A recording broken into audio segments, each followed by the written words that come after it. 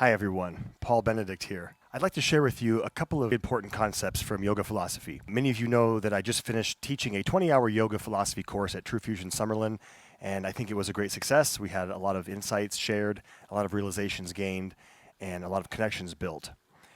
One of the concepts we taught was something that is restated in modern day language by one of my favorite authors, Eckhart Tolle, that was previously taught in the ancient yogic scriptures, but I believe Eckhart Tolle says it in a way that is even more accessible and more understandable.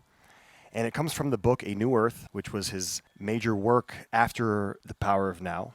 And it comes at the end of the book in one of the very last chapters. And he calls this teaching the 3 modalities of awakened doing. If anyone is on a path of spiritual growth, one of these 3 modalities or one of these 3 energies or intentions or ways of living needs to be active at all times in life, or else you're really not making progress spiritually, creating suffering for yourself and then for others. So what are they? The first one, the very basic level of enlightened living, is simply what Eckhart Tolle calls acceptance. Now, at first listen, the word acceptance, acceptance, I got to accept things, yeah. But it's much more profound than that. What acceptance truly is at its core is it's making peace with the present moment, however it shows up to you. Whatever your situation in life is right now, whatever it looks like, feels like, pleasant, unpleasant, acceptance means you're not fighting it, you're not resisting it, you're accepting it. Doesn't mean you have to agree with it, but it means there needs to be no internal resistance, none of the feeling of this shouldn't be happening, this isn't fair, why is this happening to me? Life is too hard, life is unfair, I feel like I'm a victim. None of that. Or else you're going to suffer. Because if life is not fair, and if somehow you're being punished by a man in the clouds, or by your parents, or by society in general, if you're being punished, that sucks. And it's very hard to be happy and be peaceful when someone's punishing you. So, the yogic scriptures say that no one's punishing you, that karma is neutral. Karma is a physical law of nature, action and reaction. And Eckhart Tolle says, whatever is here, don't worry about why it's here. Just acknowledge and accept and be here and realize that reality is here. And if you fight it, if you say that it shouldn't be this way, you're causing yourself suffering. You move through it mindfully. Okay, this sucks right now, whatever it is. I got a flat tire in the rain at night, middle of nowhere, no cell service. Take a breath, mindfully fix it. Your house gets broken into, make sure everything's safe. You might call the cops, calm yourself, take a breath, handle it, file the insurance claim. What was stolen? Make a list. Breathe, stay calm. One of the cliche terms is, what is it? Pain is inevitable, suffering is optional. Pain refers to physical sensation. That's non-negotiable. You have a physical body, you can experience physical pain. Cut yourself, there's pain. The suffering is the emotional counterpart that accompanies the pain. So when you first drive home and you find your front door broken in and you have a visceral reaction, we're all human, it's going to happen. We're not enlightened yogis yet. Let's take a breath, accept, hey, this happened. Let's fix this. Okay. Now, once we practice that idea of acceptance in our life and we get pretty good at not reacting and fighting reality, because reality is here, and if we fight it, we might be insane, might be thrown up into a straitjacket. Once we do that and we live that way consistently, the next level deeper or more advanced, let's say, in enlightened living, is what Eckhart Tolle calls joy. Now again, at first listen, joy is like what? That's just the emotion of being joyful. But it's not. Joy is actually not an emotion.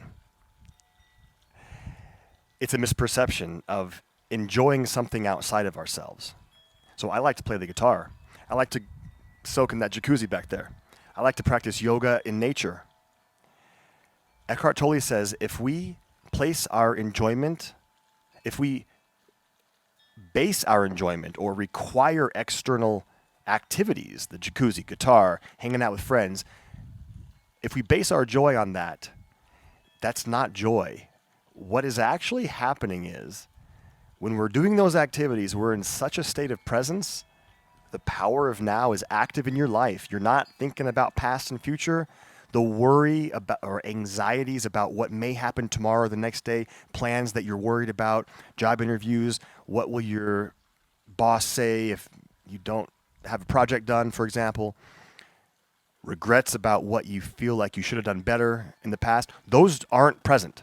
You're in the now moment and you're engaged in the activity and you feel joy. But it's not the activity that gives you the joy. It's your internal state of consciousness. So what our challenge is to learn to open that special magic portal inside of us, so to speak, anytime at will and let joy exist. Joy will flow through us out into the world, which is actually what is happening. Instead of getting our joy from hanging out with friends at a party or, I don't know, cheering for your favorite sports team, what's really happening is you're present, your inner dimensions are opening, and you're feeling that joy come through. So I said earlier, joy is not an emotion. It is a natural energy of your soul, of your higher self. And we're not in touch with our higher self when we're worried and anxious and stressed and crazy. But when we're peaceful, we could be doing an activity, but we can also be peaceful. We could also be doing the dishes. We could also be sitting still and breathing in the fresh air outside. That's joy. Okay, so when we accept reality, don't fight what is, when we allow joy to flow into our lives, and we learn how to do these on a regular, consistent basis in our life, the third level of awakened doing is enthusiasm. Enthusiasm.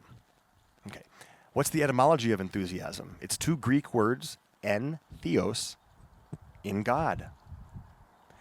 In God. When you're enthusiastic, you're in God. Now, God doesn't have to be a man in the clouds with a gavel judging you. God could be that. God could be a loving mother, the divine mother of the universe. God could be nature. God could be in your heart. It doesn't matter what God is. It means when you're enthusiastic, you're operating with God. So how do you specifically do that? Well, you first have to be at peace with reality and operating with acceptance and not emotionally fighting and resisting the world. Then we need to be able to let a higher consciousness of joy flow into the world. And then when we do our work in life, when we're out helping people, when we're out at our jobs, whatever it is that we do in life, nice, the lights came on. When we actually intentionally make a goal to help others and to make the world better, a spiritual goal, an altruistic goal, you can call it a sankalpa, a vow of your higher self, something that you do in the physical world that supports your dharma, your soul's purpose, and helps the world.